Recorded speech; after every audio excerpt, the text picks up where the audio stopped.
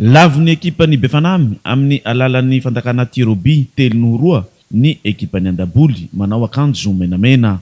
Tamin'ny fizarana voalohany dia samy tsy nitoko ny andany sy ny ankilany.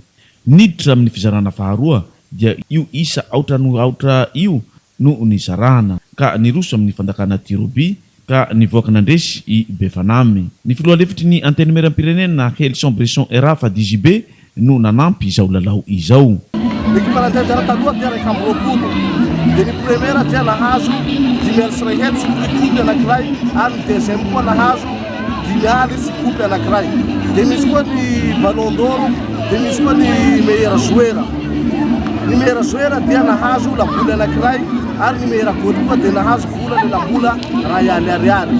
Dia mbola misy koa ny nanao manaraka koa manomboka amin'ny 4 journée izao zay soratsanarana tapitsy amin'ny le 3 jona zany fisoratana anarana.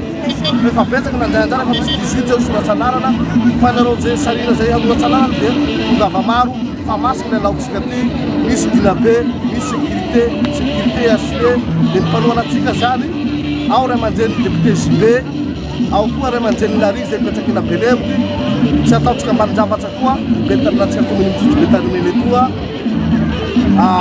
Monsieur Pecto.